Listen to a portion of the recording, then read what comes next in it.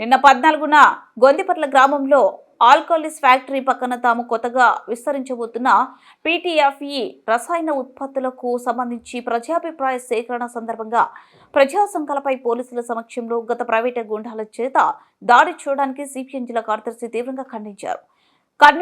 గురువారం కర్నూలు నగరంలోని ఇందిరాగాంధీ నగర్లో ఉన్న సిపిఎం జిల్లా కార్యాలయం సుందరయ్య భవన్లో పత్రికా విలేకరుల సమావేశం సిపిఎం జిల్లా కార్యదర్శి వర్గ సభ్యులు టి రాముడు, ఓల్డ్ సిటీ కార్యదర్శి ఎం రాజశేఖర్తో కలిసి ఆయన నిర్వహించారు.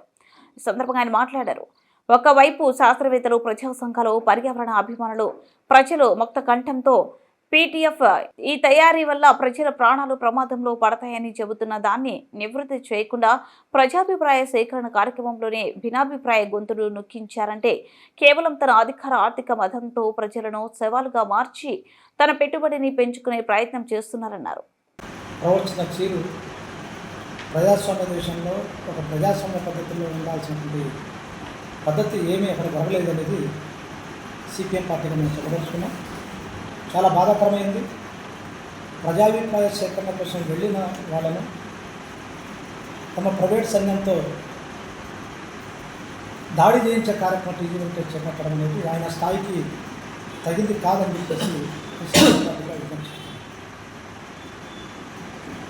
ఈ సందర్భంగా ఆయన ప్రజలకు అబద్ధాలు చెప్పేటువంటి ప్రయత్నం చేశారు. అది కరెక్ట్ కాదని కూడా మేము చెప్తాము. రెండవది, కొంతమంది పరిశ్రమలో మూతవేయడమే వాళ్ళ పనిగా పెట్టుకుని ఇప్పటి అల్లరి సృష్టించే ప్రయత్నం చేస్తున్నారని కూడా చెప్పాను.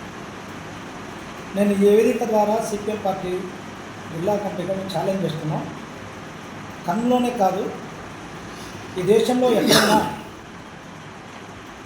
కార్మికుల వల్ల ఏ ఒక్క పరిశ్రమ మూతపడినట్టు నిరూపిస్తే మేము ఎటువంటి శిక్షకైనా సిద్ధమని చెప్తున్నాం. కర్నూలు నగర పరిధిలో ఉన్నటువంటి పేపర్ మిల్ సంగతి కానీ, కార్పొరేట్ సంగతి కానీ, లేకపోతే ఇతర పరిశ్రమలు మూతపడడానికి కారణం ఎవరు అనేది మేము చెప్పేది కాదు. ప్రభుత్వ నివేదికలే చాలా స్పష్టంగా మిస్మేనేజ్మెంట్ వల్ల జరిగేది అది జగమెరిగిన సత్యం. నేను ఇంకోటి కూడా చాలా స్పష్టంగా చెప్తున్నా. టీచర్ వెంకటేష్ గారు పెద్దవారు ఇక్కడే కార్బైడ్ 6 నెలలు కాదు, 1 గంట టైం ఇవ్వని అడిగాం మేము.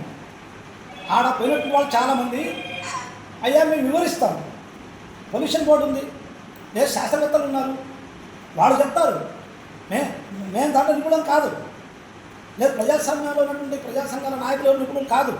వాళ్ళు ఒక నివేదిక కేంద్ర ప్రభుత్వానికి ఇచ్చారు. ఆ నివేదిక ఆధారంగా ఇదిగో ఈ ప్రమాదం జరుగుతుంది. ఆల్కహాలిస్ పరిశ్రమల ప్రమాదం లేదా? మొత్తం తుంగభద్ర నది అంతా కంపు కొట్టిన చరిత్ర లేదా? మొత్తంలో తాగునీళ్ళు మొత్తం ఈరోజు మొత్తం ఆ పొలాల్లో ఎటువంటి నీళ్ళు వస్తున్నాయి? మొత్తం ఎర్రటి నీళ్ళు వస్తున్నాయి. నేను భూమిలో ఎర్ర నీళ్ళు వచ్చే పద్ధతి ఎక్కడైనా ఉందా? అదంతా కూడా పొల్యూషన్ ఏంది కాదా? మేము కోరేదంటే పరిశ్రమలు ఏర్పాటు చేయండి, మాకు అభ్యంతరం లేదు. కానీ ప్రజలకు ఉపయోగపడే పరిశ్రమలు ఏర్పాటు చేయండి, ఉపాధి కల్పించే పరిశ్రమలు ఏర్పాటు చేయండి. ప్రజల యొక్క ప్రాణాలకు హాని కలిగించే పరిశ్రమలు, జనవాసం లేని ప్రాంతాలు ఏర్పాటు చేయండి, మాకేం అభ్యంతరం లేదు. దాని ద్వారా కోర్టు సంపాదించి మాకు అభ్యంతరం లేదు. జనవాసం లేని ప్రాంతాలు ఏర్పాటు చేయడం వల్ల మీకు ఉపయోగము, ప్రజలకు ఉపయోగము, ఈ సమాజానికి ఉపయోగం. కాబట్టి అట్లాంటి పద్ధతి అనుసరించాలి తప్ప అట్లా కాకుండా నాకే పదవి ఉంది, నాకే పవర్ ఉంది, నా దగ్గరే డబ్బులు ఉన్నాయి, నేనేమైనా చేయగలుగుతానని చెప్పి చెప్పుకుంటే ఇట్లాంటి వాళ్ళు ఈ సమాజంలో కాలగర్భంలో కలిసిపోయారు. అది వాళ్ళు కూడా అదే వర్తిస్తుంది. కాబట్టి నేను సిపిఎం పార్టీగా నేను అందరికంటే ముఖ్యమైనది జిల్లా కలెక్టర్ గారికి, జిల్లా ఎస్పీ గారికి వాళ్ళిద్దరు కలిసి సమాధానం చెప్పాలి. మీ పోలీస్ అధికారులు ఏం చెప్పారు, ఆడవి ఏం చేశారు? లేదు అడుగుంటే ఆర్టీఓ ఏం చేశాడు? ఆర్టీఓ బాధ్యత కదా, ఆయన జ్యుడిషియరీ డివిజన్కి ఆయనకు జ్యుడిషియరీ పవర్ ఉంటుంది. ఆ పవర్ని ఉపయోగించుకుని కాదు వాళ్ళు వచ్చిన వాళ్ళకంతా మేము తీసుకుంటాం అంటే తాను ఎంచుకున్నాం. అది ఎట్లా జరిగింది?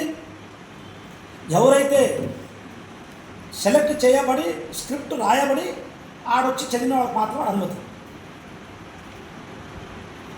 మిగతా వాళ్ళకి ఏ ఒక్కరు కూడా కనీసం మైకు తీసుకుని మాట్లాడే అవకాశం లేదు, కనీసం పోయి వినతి పత్రం ఇచ్చే అవకాశం లేకపోతే ఇది ప్రజాభిప్రాయ సేకరణ కాదు. టీజీ గ్రూప్ సంస్థ అభిప్రాయ సేకరణ అనేది చాలా స్పష్టంగా అర్థమవుతుంది. అందుకోసం జిల్లా కలెక్టర్ గారిని మేము కోరుతా ఉన్నాం, ఏదైతే నేను దగ్గరటువంటి ప్రజాభిప్రాయ సేకరణ ఉందో దాన్ని వెంటనే రద్దు చేయాలి. మంచి పరిశ్రమ అయితే మేము ప్రోత్సహిస్తాం.